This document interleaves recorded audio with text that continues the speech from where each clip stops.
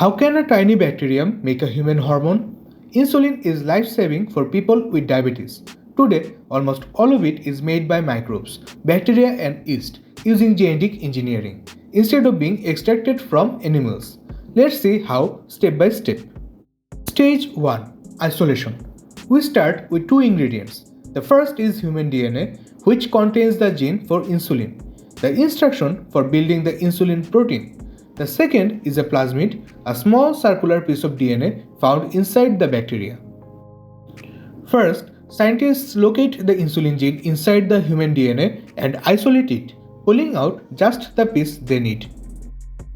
They also isolate a plasmid from a bacterial cell. These two pieces of DNA are about to be joined together.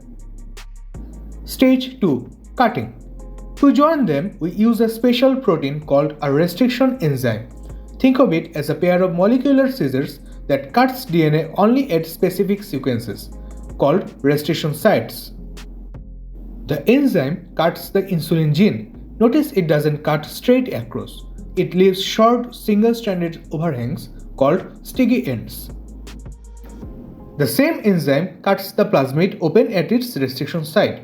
Because it's the same enzyme, the plasmid is left with sticky ends that exactly match the genes. Stage 3. Ligation. Now the matching sticky ends do their job. The insulin gene fits neatly into the gap in the opened plasmid, like two puzzle pieces. An enzyme called DNA ligase then seals the joints, bonding the gene permanently into the plasmid. We have now created a recombinant plasmid, DNA combined from two different sources. This is what we mean by recombinant DNA technology. Now, stage 4. Transformation. Next, we mix this recombinant plasmid with living E. coli, a harmless laboratory strain of bacteria. Some of the bacteria take the plasmid in from their surroundings. This uptake of foreign DNA is called transformation. Stage 5. Selection. But there is a catch. Not every bacterium takes up the plasmid. We need a way to find the ones that did. Luckily, the plasmid also carries an antibiotic-resistant gene. So we grow the bacteria on a plate containing an antibiotic. Bacteria without the plasmid have no resistance and die. Only the transformed ones survive and multiply into visible colonies. Every surviving colony is a clone that carries our insulin gene. We have successfully selected exactly the bacteria we wanted. Now, the last stage, cloning and expression.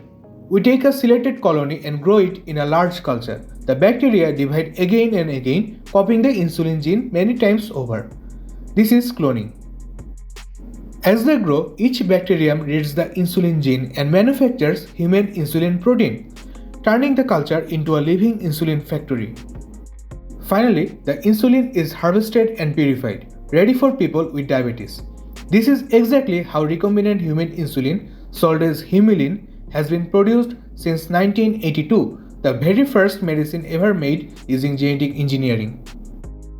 And that's recombinant DNA technology: cut, paste and grow. These same 6 steps, isolation, cutting, ligation, transformation, selection and cloning, are now used to make many other life-saving proteins. Thanks for watching.